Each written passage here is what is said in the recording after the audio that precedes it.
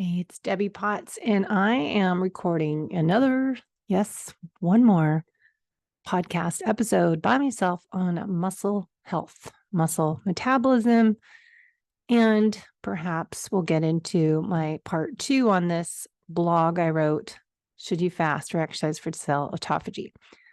As I am trying to share with you, if you are fit and active, how do we best fuel and train so we can perform our best in life today and in our sports, but also our future self? I want to focus my energy on improving how I show up to life when I'm older. And if you are moving into your second half of your life, you may see your parents and their friends aging, as we had family friends over for dinner at my mom's house last night, and just seeing what's happening to people I've known since I was a kid and looking up what happens as we age with muscle health and how much of it we can control. There's things that you can't control, but we've also, genetics are there, but it's epigenetics that matter. And one thing I continue to see is kind of influence from Dr. Gabrielle Lyon and Dr. Donald Layman speaking about focusing on muscle health. It is the organ of longevity, as they say. So let's dive into the rabbit holes I went down with my research online and ChatGPT, the 2 types of muscle metabolism, and talking about what we hear and learn out there about longevity, muscle health, cell autophagy, and AMPK pathway versus MtOR pathway. We have to take that information and turn it around a little bit for us fit and active aging athletes, and then subcategory of men versus women fit and active aging athletes. And for everyone, if you have a lot of stress in your life, there's some lifestyle habits we need to work on as well. So the 2 types, we've got aerobic metabolism and we have anaerobic metabolism. Daniel Crumback would not want me to say anaerobic metabolism. We're just changing the fuel source at various intensities. So one type of metabolism is in the presence of oxygen. The primary pathway involved is oxidative phosphorylation, which takes place in the mitochondria of the muscle cells.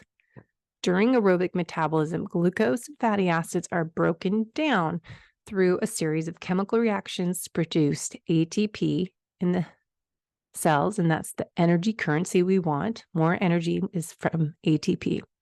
The process is more efficient using oxygen to produce ATP than without oxygen, and there's a predominant method for providing energy during sustained low to moderate zone 2 type of exercise.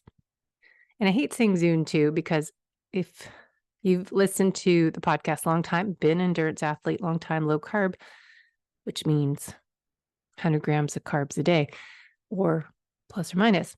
Maffetone taught us 30 years ago how to do zone 2 correctly. And if you've done metabolic testing as I did back in 2005, whenever we did New Leaf metabolic testing, now I'm doing Pinoy metabolic testing. This is how we figure out what your zones are, not guessing as everyone else seems to be doing. So aerobic metabolism, oxidative fuel source, using fat for fuel. And then we have anaerobic or different types of fuel source without having oxygen in. So a fuel that we create for metabolism in the muscle cell with the absence of energy or absence of oxygen, or when oxygen supply is insufficient to meet the energy demands of the muscle. The primary pathways are glycolysis, and they say lactic acid fermentation, but that's the fuel source we call lactate. And also at higher sprint intensities, it's creatine phosphate, CP. So during anaerobic metabolism without oxygen, glucose is partially broken down to create ATP quickly, and this is less efficient than aerobic metabolism. So we're more anaerobic in our zone 3 is more the tempo, zone 4 is more your HIIT training, 1 minute to 4 minute intervals. And then your sprint interval training is, 10 seconds to 30 seconds all out. That is zone 5 training, close up to your VO2 max that we test. Now, how much you should train in each zone, heart zone, we've talked about in different episodes, and that is going to depend on your metabolic test and assessment. So when I do your resting metabolism test and then your exercise metabolism test, I correlate that data with what you have been doing, what are your goals, and what are your results from your functional lab test, blood chemistry assessment, and nutritional therapy assessment. That's how we create a personalized program. So if we want to improve muscle metabolism at a cellular level, we want to learn how you as a unique individual, need to best fuel, train, and perform to improve your muscle health. So how does this matter for longevity? Muscle metabolism, energy production is part of that. We just discussed nutrient utilization. So it's a breakdown of nutrients, glucose, fatty acids to generate energy through what we just talked about, glycolysis, oxidative phosphorylation, creatine phosphate. Doesn't require anaerobic metabolism or aerobic. It's quick, instant energy we can create while we're able to get more into our glycogen. So sprint interval training is going to be a little different. Oxygen supply, waste removal, cellular signaling, and adaptation resiliency can enhance metabolic efficiency and cellular resilience.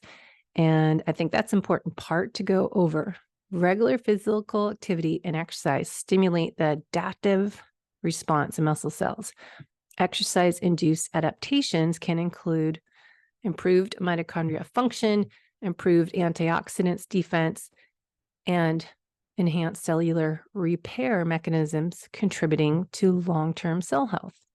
So we want a well-balanced, efficient muscle metabolism, supporting our cellular processes, help maintain cellular integrity, and contribute to the overall health and resiliency of our body tissues, which in result will improve the aging process. So oxidative phosphorylation is what everyone's talking about in zone 2. So to improve your ability to zone 2 is what we test and assess in the metabolic test, because not everyone needs to spend all their workout in zone 2. We may find you just need 1 day a week in zone 2, and the other days you're doing different zone workouts, or maybe you're spending more time, ideally, lifting weights and doing some intervals and plyometrics and different types of workouts to improve your performance. So the mitochondria really referred to often as the powerhouses of the cell. Mitochondria are responsible for creating that ATP. So we want to dive down rabbit holes. You can go into what is oxidative phosphorylation, what is electron train transfer, or ETC, electron transport chain. The protein complexes in the inner part of the mitochondria form the ETC, electron transport chain. So you can go down exercise physiology rabbit hole to learn more if you always want to know the why behind everything. But the electron transport chain you'll hear a lot about if you're diving into how to improve our endurance, how to improve the aging process, and your mitochondria are going to be part of that. And the benefit of testing and not guessing is to figure out, okay, I do want to improve my fat burning capacity, but maybe you already have a good system going in your ox fat burning system. Females, as Dr. Stacy Sim shares in her research, are different than men. Females don't need as much zone 2 training as men. And you can listen to my previous podcasts on that subject. So we need to change how we train as well as fuel so we can improve our performance as we age as athletes. The female athlete may need to do less zone 2 and more strength training, heavy weights, 3 to 5 reps, and more interval training, doing them correctly. And men may need just a little bit of interval training and more zone 2 training. So it depends. That leads me to autophagy and how we're improving longevity by focusing on fasting and exercise. And to improve muscle health, the organ of longevity, my question is to all the people doing such long fasts all the time, we get put in a catabolic state. Chronic stress puts us in a catabolic state. Doing too much excessive cardio, aerobic exercise, even zone 2, can put you in a catabolic state. So when we look at autophagy and the benefits of it to improve our future self, we have to ask the question, how much autophagy do I need by fasting? Or can I get those benefits from my exercise session? And am I compromising my muscle health if I'm fasting too much and doing too much fasted exercise? What should I do to improve my muscle health, as I don't want to lose lean body mass by doing too much fasting? And I personally have changed from doing 16 to 20-hour fasts every day or 5 days a week and not worrying about fasting windows on the weekends. I'm now experimenting just hitting that 12-hour mark and even, focusing on eating in my 12-hour window when I am actually hungry. What a novel idea. Listen to yourself. Use your intuition. And depending on what type of exercise I did, intensity, frequency, duration, that's going to change my fasting window. And perhaps just Sunday nights to Monday, I'm doing a little longer fast. But the question is, do you need fasting? So what is cell autophagy? Just to touch on a few of these notes, and you can dive into my really long blog on debbiepotts.net. What is muscle metabolism? Autophagy. So I just think of Pac-Man. If you were my age, you remember Pac-Man eating up gobbling up everything. So cell autophagy is a natural cellular mechanism by which cells in our body degrade unnecessary or damaged components within the cell. The process of autophagy helps maintain normal functioning, which is homeostasis, balancing in the cell. Autophagy means self-eating. So through autophagy, sounds like self-destruction, Pac-Man eating up everybody. The process actually helps clean up harmful material inside the cells and rejuvenates them. Sounds like a good thing that we all need to improve the aging process and muscle health. So autophagy may completely destroy damaged molecules or recycle them into new components and be used for cellular repair. In times of stress, when cells are deprived of nutrients or oxygen, autophagy can provide an alternate source of energy from the recycled cellular material to help them survive. Autophagy can help the immune system by cleaning up toxins and infectious agents. Under certain conditions, autophagy can also induce programmed cell death. In short, autophagy is part of the cellular process that maintains cell homeostasis by finding a balance between making and breaking cellular components.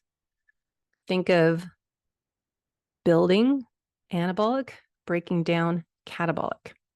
So we need cell autophagy, but how should we get it? What is the best solution for us fit and active aging individuals? So touching on what is the process of autophagy. So autophagy forms a part of metabolic process which helps cells convert food into a form of energy that then cells can use to grow and divide. Metabolism balances between two opposing activities, anabolic and catabolic. Anabolism is a process that creates molecules and builds cellular structures, while catabolism breaks them down, as I said. Autophagy is a catabolic process. So this is why Debbie, wants to know how much is too much, because everyone hears about the benefits of fasting, the benefits of anything as cold therapy and other different type of biohacks, so to speak. But what is the right amount? I say everything is the Goldilocks effect. Not too much of that, not too little of this, just the right amount to create the benefit. But that's going to be different for everyone, and especially the aging, fit, and active athlete and the aging female athlete versus a male athlete, and how many stressors you have in your body, internally and externally. What do you need to do is where we need to go into personalization, not just do what everyone tells you on a podcast, even as Dr. Peter Attia or somebody else. So autophagy is a catabolic process, I said. Do we need more of it? So you can go into that on my article. Autophagy is a natural process that occurs all the time in the cell. Less, not zero, but less when well fed, and more when under stress. Autophagy may engulf non-specific cell components or selectively remove damaged components or invasive bacteria and other pathogens. So we need that. But how do we increase it? This is interesting part. So this is what I found. Research suggests that autophagy may increase from activities that cause stress to the cells, as lack of nutrients due to prolonged fasting for 2 to 3 days, or I've heard Dr. Mindy Pelz say it's like a dimmer switch, fasting 17 hours up to 72 hours is where you can go from. The longer fast you go, the more cell autophagy benefits you get. Physical exercise, which can cause damage to the cells, triggers autophagy. So here we go. Exercise or fasting for 2 to 3 days. Certain diets is a ketogenic diet, deprives the body of carbohydrates. That will help with cell autophagy.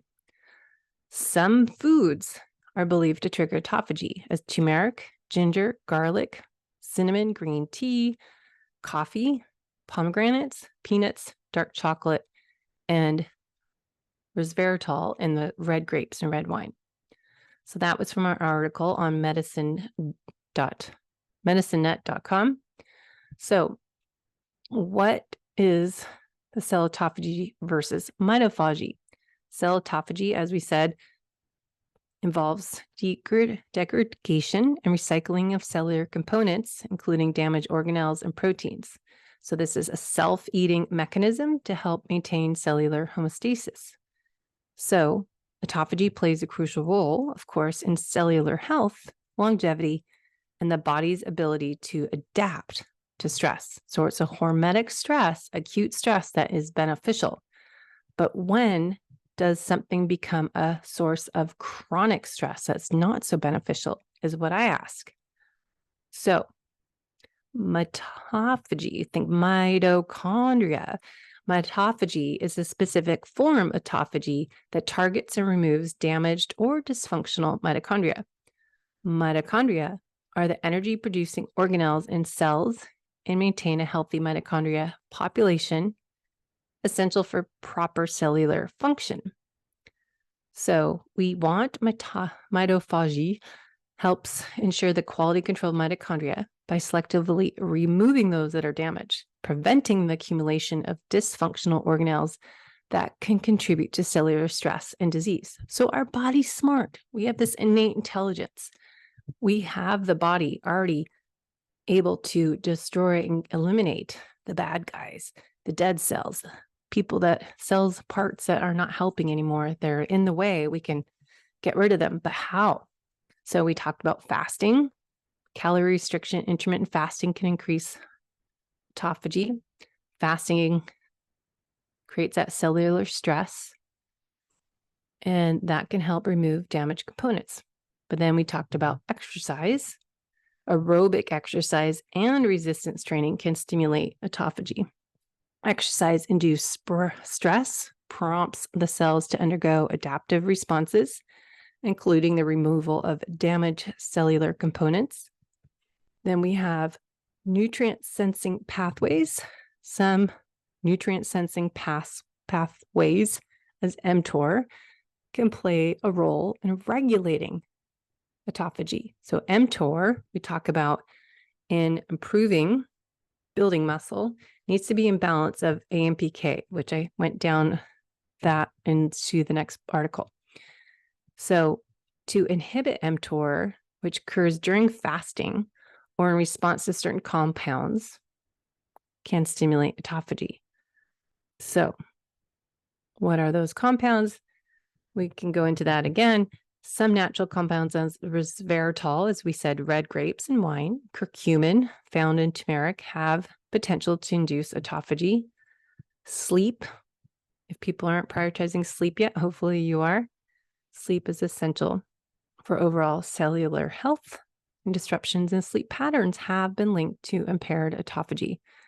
So if you're not exercising, you're not managing your stress, chronic stressors, not acute, and if you're not prioritizing sleep, I don't know how beneficial excessive fasting is. Or, are you creating more damage than good by doing too much of everything? So adequate sleep, cold exposure, cold stress, cold plunges are big, very popular. They can induce autophagy. But you could just do a cold shower, or I'm at my mom's in Palm Desert and it's December and the pool was a little colder, not heated. So after my speed workout this morning, I sat with the morning sunrise with my legs in the cold plunge pool. I should have dove in, but I am a wimp. So I should try that tomorrow. So you can do cold shower if you can't afford like me, I can't afford a $10,000 ice bath. And I would like one with the sauna, jacuzzi. I saw that today. Jacuzzi on one side, cold bath on the next. I need to hot, cold. So you can do that in the shower. Do a little Tabata, 20 seconds on, 20 seconds off, hot, cold. Okay, so hydration. Hydration, another element of my holistic method, is important for cellular function, and adequate water intake may support autophagy. So we need to be hydrated and use your electrolytes as LMNT, get the unsweetened without the stevia, and get a free pack with our code Low Carb Athlete. And then lastly, as I mentioned, stress, chronic stress. Avoiding excessive stress, as it can impact cellular health and interfere with autophagy. So we want to add in some meditation if it's, combined, as I sat in the morning sunrise this morning with my legs in the cold tub. So I was stacking meditation, morning sunshine, and cold therapy, and mindfulness and relaxation all together. So doing some positive building stacks, that's not too much, is another thing to try. So those are some thoughts. What type of exercise is best is important. I think we got so into this page, as if you're looking at the video, 16-8 fasting, a 5-2 fasting, an OMAD. This is all great if you're not metabolically healthy, but all of us athletes, we're doing this as well. And I don't know about your thyroid panel, but my T3 is so low. So when I'm doing my PNOE resting metabolic rate tests with an assessment, I want to see people's full thyroid panel and not just TSH. I want to look at it all and correlate that data together, especially if they have a slower metabolism. So thyroid, but also muscle health will improve your metabolism. So fasting, exercise, we can look at that. So comparing the two. Should we do exercise and fasting, or should we just not worry about fasting? I know Dr. Sims even says 12 hours is great. You get that digest, rest for athletes. 16-8 is what we have been doing for years. I know 12 to 15 hours is what Ben Greenfield was suggesting last few years if you're an athlete, and looking at the benefits of, all right, am I trying to improve performance? I'm trying to do speed work, get faster, get stronger, get more power. But if I'm doing excessive fasting, what is that doing to my body composition? So those are some thoughts. I went down these rabbit holes. Main goal is to improve muscle health, muscle metabolism as we age. We need to look at each person as an individual to figure out what is best for you, not listening to all the information out there that this works best for Peter, this works best for Mike, this works best for Brad and Rhonda. This is a program you need to get dialed in for you and meet you where you're at. What are your areas of opportunity? What are you not doing enough of? So resistance training, adequate protein intake, nutrition, hydration with balancing your minerals, doing a hair tissue mineral analysis would help, doing amino acid tests would help. Hormone changes for females going to change muscle mass metabolism, but that's why we're focusing on strength training. Not doing chronic cardio is not going to change your body composition. Sprint interval training, 1 day a week of zone 2 is good. And then the rest do 2 to 3 sprints and focus more on the gym. And that will help you for your race. Vitamin D, what's your vitamin D level? Is it over 50, 60 to 80 ideally? Looking at your nutrient profile is important. Cardiovascular exercise, not everyone needs, as I said, 5 days a week of zone 2. You need to look at each male versus female, where you are in your hormones for the females, what phase in life. But we know we need to not be sedentary. We need to prioritize our sleep. We need to manage our stress. We need to get our blood chemistry panel every 6 months, not once a year. Get your insulin checked, get your CRP checked. So, are you fasting and exercise too often? Here's a good information from Rob Wolf. He said this years ago, and I interviewed him 3 years ago on my podcast about fasting. Coffee stimulates autophagy. Decaf works better, as he said. Dark roast works best than medium roast. So he has some good information on his podcast and blog.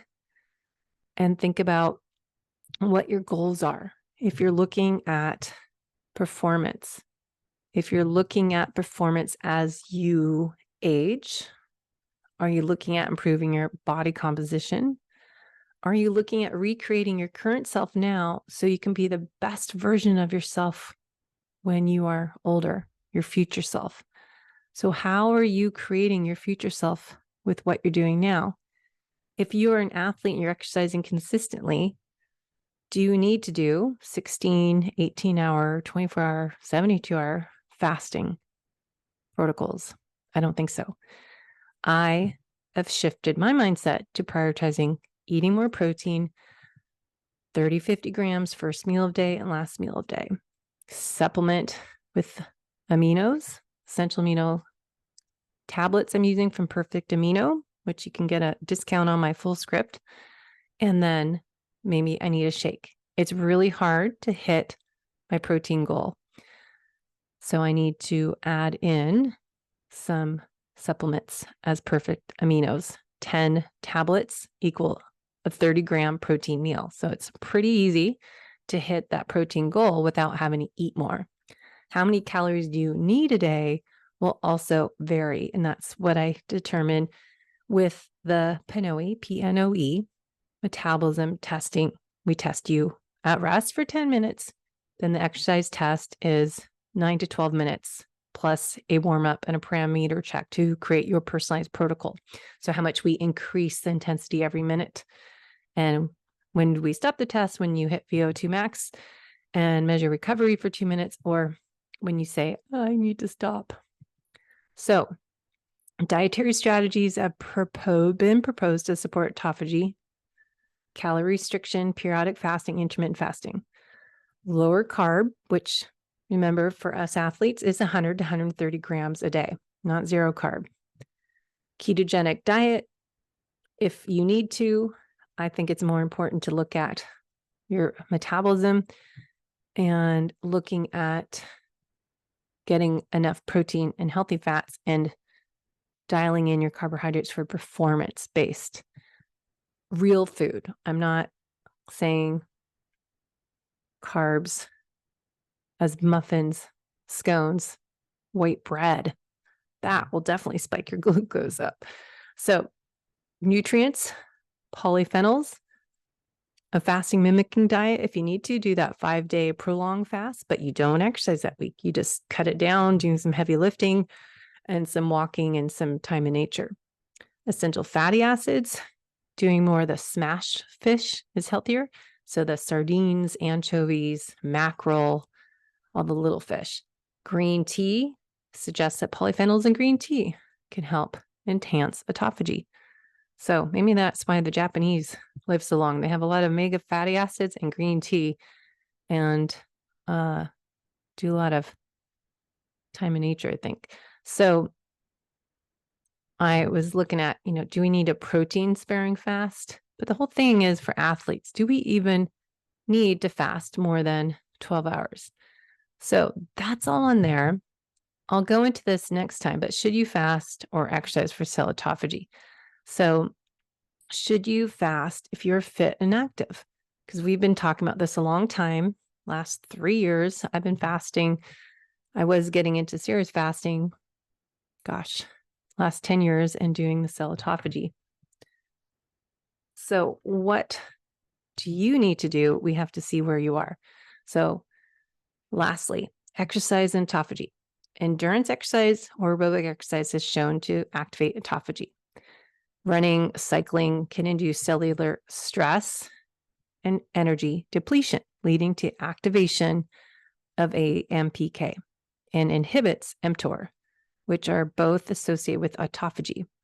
Resistance training, strength training, may also influence autophagy through mechanical stress put on the muscles. Cellular response to the stress involves activation of signaling pathways that regulate autophagy. So fasting, leading to AMPK activation, mTOR inhibits, that gives your autophagy. So I think what happened last few years, AMPK was all the focused for cell autophagy and longevity, but it inhibits mTOR. It's not bad or good one or the other. It's having it in balance. Remember, we go back to catabolic versus anabolic. And as we age, we don't want to have more muscle loss. We want to improve muscle loss. So we need mTOR. So I think the focus is always like keto, all fat, no carbs, no protein. We need protein, manage your fat to feel full and satiated.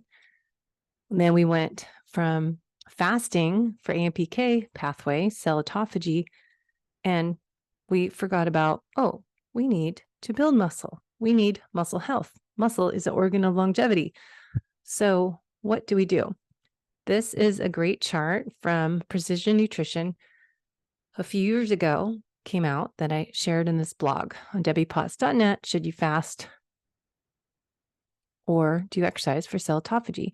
So exercise duration, if it is zone 1, super easy light, morning exercise. If you ate dinner 12 hours before, you're probably fine not eating anything. Women, sometimes you may need to eat, but I think that's if you are doing a higher intensity. So it depends to eat or not to eat. When did you last eat? What did you last eat? What type of exercise are you doing? How long is that workout session? But more importantly, how hard are you going? Because if you listen to my other solo podcasts, we talk about fuel source. So zone 1, zone 2, you're using fat for your main fuel source. Some carbs, mostly fat. If you're going zone 3, your glycolysis, zone 4, and zone 5, you're more creatine phosphate. So you are burning glycogen when you're going higher intensities.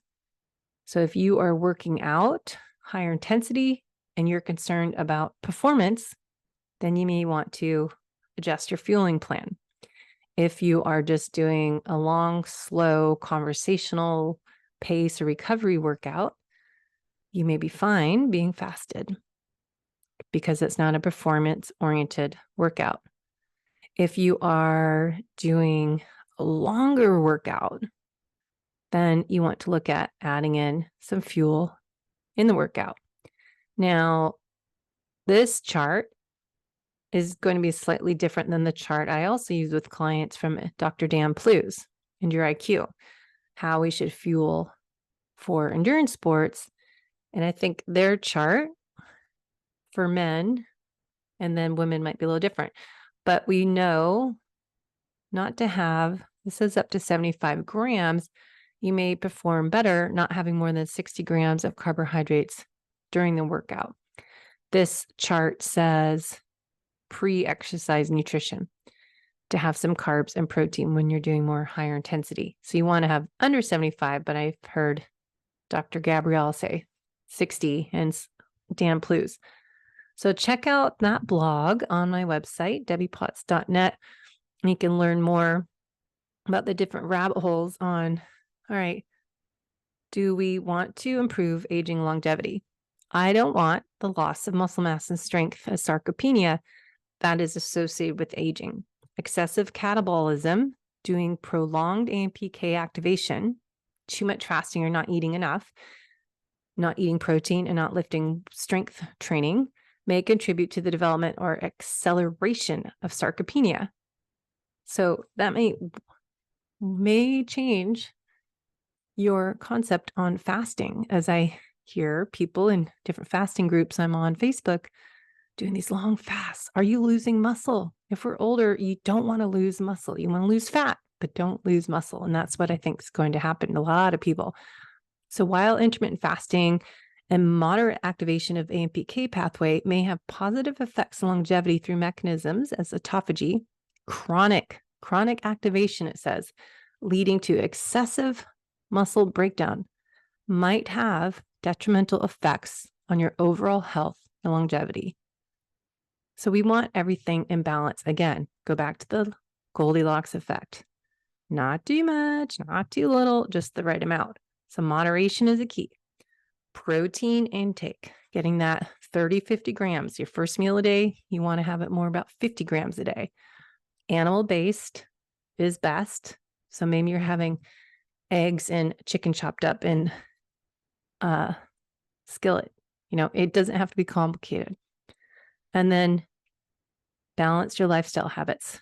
Not too much fasting. Do it on your rest day if you want to do a longer fast. Adding in a quarterly program as my 5-day jumpstart challenge or the Prolon therapy, but match it with your exercise. Take that week off, deload week. Individual variations, of course, genetics, longevity, what is best. So a brief overview of fasting versus exercise and cell autophagy I put in here. Intermittent fasting, we talked about metabolic health. We talked about cellular repair, autophagy, weight management, losing weight. Doesn't say fat weight. It says weight loss, right? So fat weight loss doesn't mean just fat. You don't want to lose the muscle. So you're going to lose some muscle and fat, but listen to the studies on, I think I just heard on Dr. Gabrielle's podcast on weight loss with Dr. Donald Lehman was discussing how much people lost with weight loss, how much fat versus muscle when they did not add resistance training exercise. So you need to exercise. What type of exercise? That's where we personalize it. Combination, looking at all this. So what is best exercise to stimulate cell autophagy? That is something you can read more about, but we want to stress the mitochondria. So that can be triggered to trigger mitochondria autophagy, mitophagy, to remove and replace damaged mitochondria. We have reactive oxygen species, known as ROS, generated during exercise due to increased metabolic activity. High levels of ROS can be harmful. So again, Goldilocks effect. just the right amount that moderate level may have signaling molecules that induce autophagy. So again, not too much, not too little. mTOR.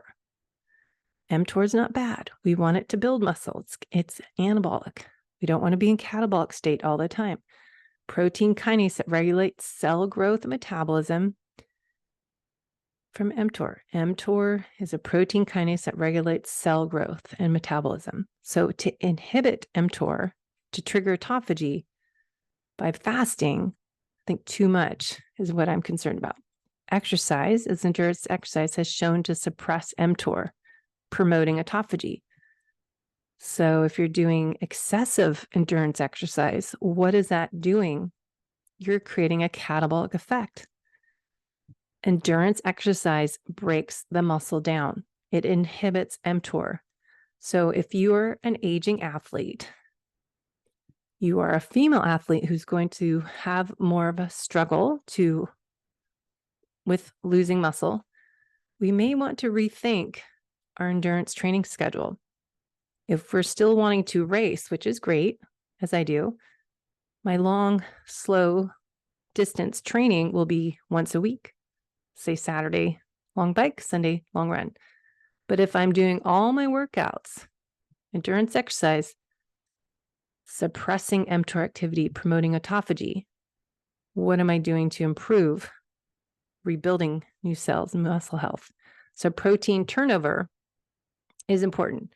Resistance training also stimulates protein synthesis and breakdown, but we want to balance breakdown with build up.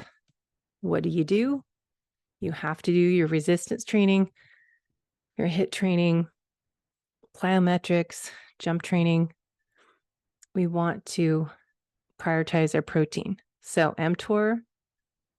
So my question was, if we stimulate AMPK pathway via fasting and too much endurance exercise, I would add, wouldn't we impact our muscle protein synthesis by blocking mTOR too much? So that was my next rabbit hole. mTOR and muscle protein synthesis versus AMPK and autophagy, exercise and the balance between anabolic and catabolic, impact on muscle mass, chronic excessive activation of autophagy. Here we go, right here. Suppression of mTOR might contribute to muscle protein breakdown and potentially impact muscle mass negatively. If we have the catabolic processes, AMPK, dominate over anabolic processes, mTOR mediated for extended period of time, we are in a breakdown mode. Go back to what happens as we age. We need to avoid excessive breakdown. So I'm not going to finish this blog because I went on and on, but I found some great articles on fasting and exercise and Rob Wolf. So I like this quote that there's in strength and conditioning for the aging athlete.